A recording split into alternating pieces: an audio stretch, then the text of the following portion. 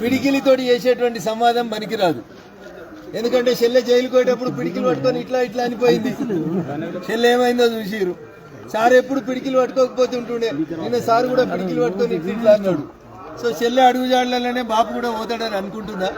SIT ఏం చేసింది, SIT ఇన్వెస్టిగేషన్లో ఏం మాట్లాడారు అది పోలీస్ అధికారులు చెప్తారు, మీకు చెప్తారు, రేపు కోర్టుకు చెప్తారని అనుకుంటున్నాం. భవిష్యత్తు లోపల ఖచ్చితంగా సిట్ ఇన్వెస్టిగేషన్ పూర్తి కావాలని, దోషుల్ని జైలుకు పంపాలని, తప్పు చేసిన వాడు తనయుడైనా జైలుకు పంపిస్తాని చంద్రశేఖరరావు గారు ముఖ్యమంత్రిగా జూన్ 2014లో తొలి శాసనసభలో మాట్లాడినటువంటి మాటల్ని గుర్తు చేస్తూ, సార్ నువ్వు చెప్పిన మాటలు నీకు కూడా వర్తిస్తాయని చెప్పి ఈ సందర్భంగా సార్కు యాద్ చేస్తాను. నరేంద్ర మోడీ గారి నాయకత్వంలో 12వసారి ప్రపంచం మెచ్చే బావా బామ్మరిది సొంత కుంపటి పెట్టుకున్న చెల్లె, ఈ ముగ్గురికి కన్నుండి కూడా కనబడతలేనట్టుంది బడ్జెట్. ఎవరు పడితే వాళ్ళు, ఏది పడితే వాళ్ళు ఒక కుటుంబంలోకి వెళ్ళి ఇట్లా మాట్లాడుతున్నారనే మీ కుటుంబాన్ని బండకేసి కొట్టిరు. ఇంకా బుద్ధి రాలేదు మీకు. ఒక దిక్కు కేటీఆర్ మాట్లాడతాడు, ఇంకో దిక్కు హరీష్ మాట్లాడతాడు, ఇంకో దిక్కు కవిత మాట్లాడుతాడు. కత్తి మీది కాదు, నెత్తి మీది కాదు, ఏది పడితే అది ఒర్రకుర్రి. ప్రజలు ఒకసారి బండకేసి కొట్టిరు. బుద్ధి తెచ్చుకోండి. భారత ప్రభుత్వం ఆత్మనిర్భర భారత్ కోసం పెట్టింది. మీకు అంకెలే కావాలి, లెక్కలే కావాలనుకుంటే ఇలా అన్ని తెలుగు పేపర్లు రాసినాయి, చదువుకోండి. అక్కడ బడ్జెట్ చదవంగానే ఏదో ఆగమాగం అయిపోయి తెలంగాణ గుండు సున్నానోడు, గాడిద సున్నానోడు, అసలు మీరు గాడిదల కంటే అధ్వానం అయిపోతున్నాయి మీ బతుకులు. పొద్దుగా లేతే ఏదో ఒకటి పేపర్లో వార్తుండాలనేటువంటి తపన తప్ప. హైదరాబాద్కి 3 రైళ్లు వస్తున్నాయి, హై స్పీడ్ రైళ్లు వస్తున్నాయి. హైదరాబాద్ నుంచి బెంగళూరు పోవడానికి విమానం ఎంత స్పీడ్లో పోతుందో అంత స్పీడ్లో పోతుంది. 2 గంటలలో హైదరాబాద్ నుంచి బెంగళూరుకి రైలు పోతుంది. కళ్ళు కనబడతలేవా బావకి బామ్మర్దికి? పెరగంగానే అయిపోతుంది ఏంది? రైల్వేలో దేశ బడ్జెట్లో పోయిన సంవత్సరం పెట్టిన బడ్జెట్ కంటే ఈ సంవత్సరం పెట్టిన బడ్జెట్ 15% ఎక్కువ బడ్జెట్ పెట్టి, బెంగళూరు నుంచి చెన్నై పోయేందుకు 1:15 పోతుంది హై స్పీడ్ రైలు. హైదరాబాద్ బెంగళూరు, హైదరాబాద్ చెన్నై, హైదరాబాద్ పూణే, దక్షిణ భారతదేశంలో 7 హై స్పీడ్ రైళ్లని భారత ప్రభుత్వం మంజూరు చేస్తే 3 హై స్పీడ్ రైళ్లని హైదరాబాద్ కేంద్రంగా, హైదరాబాద్ని దక్షిణ భారతదేశాన్ని దృష్టిలో పెట్టుకొని నరేంద్ర మోడీ గారి ప్రభుత్వం 7 3 రైళ్లని, హై స్పీడ్ రైళ్లని హైదరాబాద్, బెంగళూరు, చెన్నై, పూణేలని కలుపుతూ ఒక గొప్ప దక్షిణాది కారిడార్ని ఇండస్ట్రియల్ బెల్ట్ డెవలప్మెంట్ కోసం ఇచ్చి విమానాలతో పోటీపడే రైళ్లని దక్షిణ భారతదేశానికి ఇస్తే తెలంగాణకు గుండు సున్నా అంటున్నాడు. మరి హైదరాబాద్కి వస్తున్న 3 హై స్పీడ్ రైళ్లు మీ ముగ్గురికి ఎందుకు కనబడతలేవో నాకైతే అర్థమవుతలేదు.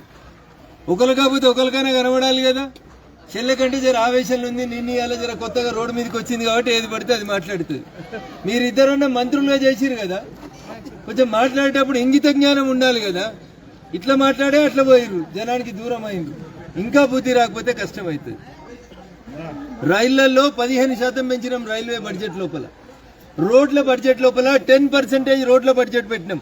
వాళ్ళకి అర్థమైతే అందుకు చెప్తున్నాం. ఆఖరికి తెలంగాణకి ఏమొచ్చింది, తెలంగాణ ఏం పాపం చేసిందని బట్టి మాట్లాడుతున్నాడు. అయ్యా బట్టి ఆర్థిక శాఖ మంత్రివే కదా, పోయినసారి వచ్చిన దానికంటే ఈసారి 1300 కోట్ల రూపాయల్ని ఎక్కువగా డెవల్యూషన్ ఆఫ్ ఫండ్స్ అనే ఒకటే ఒక ఖాతాలు ఇచ్చిరు. బువ్వ ఉడికిందా లేదంటే మొత్తం బిసుకోవాల్సిన అవసరం లేదు. అందుకని బడ్జెట్ ని విమర్శించేటువంటి మూర్ఖులు ఎట్లాంటి వాళ్ళు అంటే గుడ్డోళ్ళు వీళ్ళంతా. ఒక ఏనుగు ముందు 4 గుడ్డోళ్ళని వదిలేస్తే కాలు ముట్టుకున్న ఆయనే కాండం లాగుందన్నాడంట, తోక ముట్టుకున్న ఆయనే పాము లాగున్నదన్నాడంట. ఇట్లా ఎవరికి దోషినట్టు వాళ్ళు మాట్లాడుతున్నారు. బడ్జెట్ ని మొత్తం సమ్మిళితంగా చూడుండ్రి, మొత్తం కలిపి చూడుండ్రి. ప్రపంచ దేశాలలో ఆర్థిక వాణిజ్య రంగాలలో రకరకాలైనటువంటి గందరగోళమైనటువంటి పరిస్థితులు ఏర్పడినటువంటి ప్రస్తుత తరుణంలో భారత ఆర్థిక వ్యవస్థ స్థిరంగా ఉండడానికి, నిలబడడానికి, యువతకి, సంక్షేమానికి, పేదల కోసం నిరూపించడానికి ఇచ్చినటువంటి బడ్జెట్ ని ఏమి లేదు తెలంగాణకి సున్నా అని మాట్లాడటం అనేది మీ మూర్ఖత్వానికి నిదర్శనం. విమర్శించాలి కాబట్టి విమర్శించడం, మోడీ గారిని తిట్టాలి కాబట్టి ఒక ఎజెండా పెట్టుకొని తిట్టుకోవడం, ఇట్లాంటి పనులు మానుకోండి దయచేసి. మాకు తల వెంట్రుకల దగ్గర నుంచి పాదం గోర్ల దాకా ఈ దేశంలో ఉన్నటువంటి 28 రాష్ట్రాలు, కేంద్ర పాలిత ప్రాంతాలన్నీ కూడా మాకు సమానమే.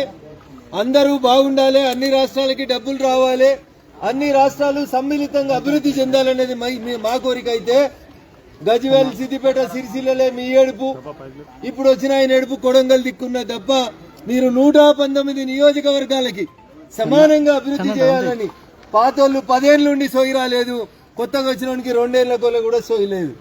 పాత ఆయన గజ్వేల్ కి గడా పెడితే కొత్త ఆయన కొడంగల్ కి కూడా పెట్టిండు తప్ప ఇంకా నియోజకవర్గాల ఆర్థిక స్థితిగతులలో మార్పు రాలేదు.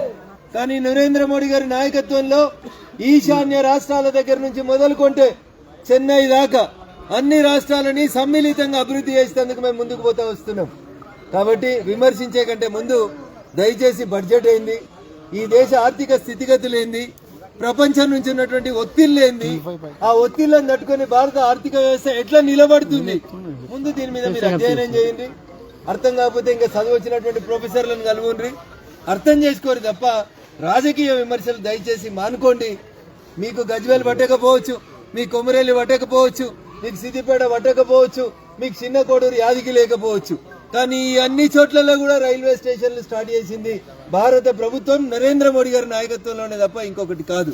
అందుకని దయచేసి సూర్యుడి మీద రాళ్ళేసినా సూర్యుడి మీద ఉమ్మేసినా మళ్ళొచ్చి ముఖం మీదనే పడుతుంది.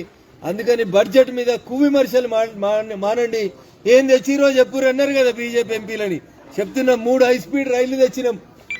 మీకు వచ్చే ఓపిక ఉందంటే ఆ రైళ్లలో మిమ్మల్ని తీసుకొని పోయి కూడా తీసుకుపోయి ఆ రైళ్ల ఏర్పాటు అయిపోయిన తర్వాత దక్షిణ భారతదేశం పట్ల మాకున్న ప్రేమ అభిమానాల్ని మీకు అందరికీ తెలియజేస్తామని చెప్పి ఈ సందర్భంగా తెలియజేస్తా ఉన్నా.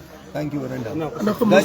గజ్వేల్ మున్సిపాలిటీ మీద భారతీయ జనతా పార్టీ జెండాను ఎగిరేయాలని కౌన్సిలర్ అభ్యర్థులుగా పోటీ చేస్తున్నటువంటి భారతీయ జనతా పార్టీ అభ్యర్థులందరినీ కమలం గుర్తు మీద ఓటేసి ఆశీర్వదించమని, 13 ఏళ్లకోలే కనబడని ఎమ్మెల్యే కావాలన్నా, పొద్దున్న లేస్తే వార్డులలో తిరుగుతూ సమస్యల పరిష్కారం పనిచేసేటువంటి బీజేపీ కౌన్సిలర్ అభ్యర్థులు కావాలన్నా దయచేసి ఒకసారి ఆలోచించండి.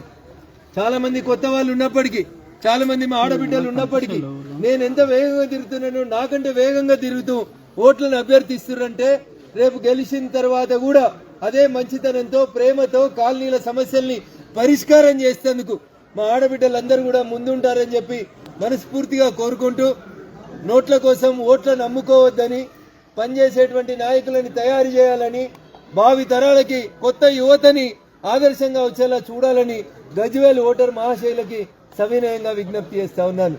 రాష్ట్రంలో కాంగ్రెస్ అధికారంలో ఉన్నప్పటికీ కూడా గజ్వేల్లో కాంగ్రెస్ పాత్ర లేదు. కాంగ్రెస్ నాయకులు గజ్వేల్లో ఏం చేస్తున్నారో మీకు అందరికి తెలిసిందే. అందుకని 10 ఏళ్లు వాళ్ళని చూసిర్రు, 2 ఏళ్లు వీళ్ళని చూసిండ్రు.